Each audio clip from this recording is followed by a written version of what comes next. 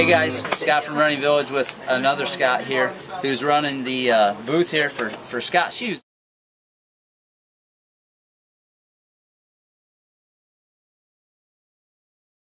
It was really just came out probably within the last 2 years. Yep, about a year and a half now in the U.S. Okay, and they've been in Europe for a few years, he tells me, and we're at the UROC 100K. This is part of the expo, and these guys are making road shoes, trail shoes, race shoes, you know, and it is part of the Scott Bikes or the Scott Skis company, so they have some momentum behind them. It's not just a little startup that isn't going to be good, you know, factory material. So what can you tell us about the shoes?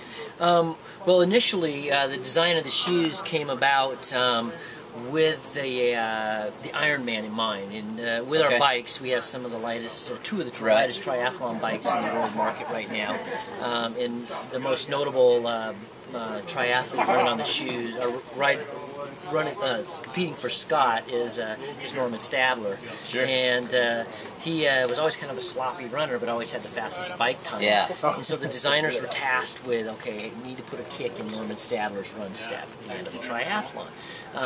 A couple things that you're addressing there when you're creating a shoe for someone who's starting to fatigue.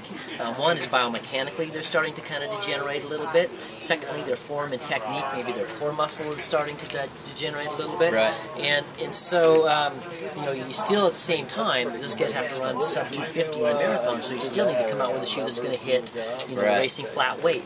And so the platform that we've created actually turned out to be extremely versatile for almost all facets of running and even walking was the result of what came up.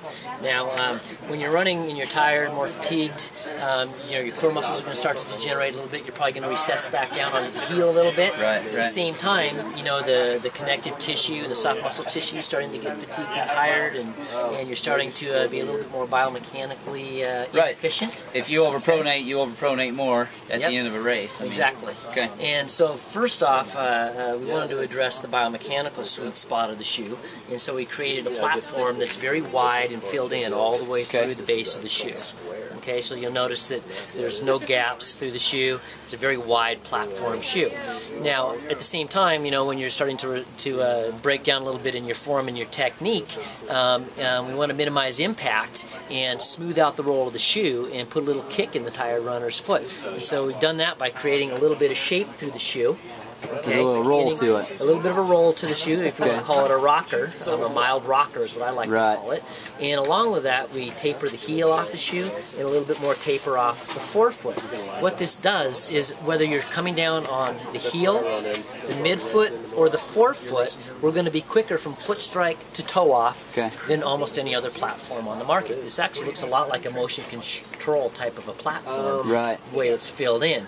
At the same time, this person is going to be a faster runner, and we need to keep the shoe light. And so, in a men's size 9, the upper is so light that we're creating an 8-ounce shoe that effectively is giving you the same shock absorption durability as a lightweight trainer. So we're 21 millimeters here, 11 millimeters here, which is the same as that lightweight training category. 10 millimeter drop. But we're at 8 ounces with the men's 9 in the shoe. And is this a trainer, racer? This is really take your pick. Well, where I place this shoe first and foremost in the specialty run market is as a lightweight trainer. And this is going to compete with the Mizuno Precision, the A6 Speed Star, because it is a neutral shoe, which all weigh in right in that 10 to 10.3 ounce range, but we're at 8 ounces in the men's 9. And the durability on the shoe is still going to be 350 to 400 miles. The weight of the shoe, because it's only 8 ounces, is still going to perform well in a marathon race application. But the cushioning of the shoe and the transition of the shoe is going to give you more shock absorption and a much bigger sweet spot biomechanically, as well as allowing you to come down heel, midfoot, or forefoot and still get a real good performing shoe. It's not going to tell you where you need to hit the ground and get off the ground. So along with that platform, a little bit of shape, we also put carbon rubber all the way down the strike zone. That carbon rubber generally is used for abrasion resistance with most brands, but by putting it down the strike zone of the shoe, what it does, along with the shape of the shoe, is it accelerates the momentum forward, thus making the shoe smoother, so it's rolling all the way through the contact with the ground, as opposed to any small slap downs, Right. and that carbon rubber is accelerating the energy return off the toe. Okay. The designers of the brand feel if we can get you from foot strike to toe off as quick as possible, you don't have to deal with as much lateral forces on the foot and ankle when you're running Right. the shoe. Okay. Now, that said, we've taken this platform and created a true training shoe as well. So this shoe is still 2111. Okay. And now when you're training day in and day out, you need a little more structure in your shoe. You need something that's going to make so your foot doesn't fatigue every day when you're running. And so the task here was, how do we take that platform that has full contact all the way through from foot strike to toe off, but yet give you the structure that you need? We came up with a new material here, which is a TPU, thermal polyurethane. You make skateboard wheels out of, and fiberglass composite. And that's a layer that we coat the bottom of the foam with there. And what that does is it structures the shoe torsionally, but it can still contact the ground and generate energy return in the shoe, thus creating a 10.1 ounce neutral training shoe with a full 455 millimeters of durability. Gotcha. Now, are the shoes across the board predominantly 10 millimeter drops? We found in our tests that combine foot pressure mapping data and distribution of pressure and velocity of roll, we found that 21 millimeters at that stripe zone to be the most efficient. And everything's going to be a 10 millimeter drop except for our new spring shoe. This will come out in January, and this is going to be a 5 millimeter drop shoe with the same shape, same tooling, and this is our racing flat. This will come in at 6.8 ounces. This drops January. What's the name of the shoe? This comes in January 1. It's called the Race Rocker. And then we have a new lightweight trainer, which will be an 8 millimeter drop. With a carbon fiber midfoot. With an upper that'll work for day in and day out training with that torsional structure at 9.1 ounces. So, guys, I mean, in all sincerity here, these are pretty interesting to me so far, just seeing this for the first time. And we've been around the board, and we own a store, and we see all these new shoes come out. But what's interesting to me is ASICS next year, in a lot of their core training shoes, is also doing this 10 millimeter drop.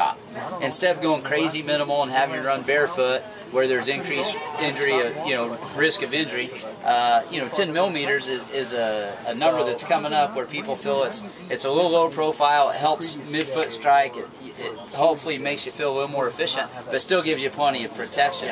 And then what he's saying is that the racing shoes are a little more minimal than that, but it's a racing shoe. That's, people want a little more minimal. Well, when you're running a 5K or a 10K and you're a faster runner, your weight is shifted forward more and you're going to be much up on the forefoot more. It means you don't need to use Now, if you're going to slow down and go longer and come down on more on the midfoot, you do want a little bit more material there to give you a little more compression.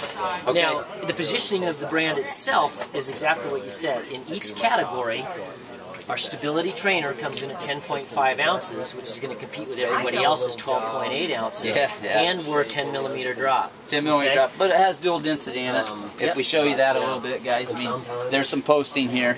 I don't know if you're calling it dual density or what you're calling it, but there is some posting there for Overpro Nation. So they're making shoes for really the spectrum. Exactly. In our neutral trainer, this will come in at 10.1 ounces, which will compete with your 12.5 ounce neutral trainer, and still maintain that same shape that we talked about with the mild rocker in the shoe. Sounds good.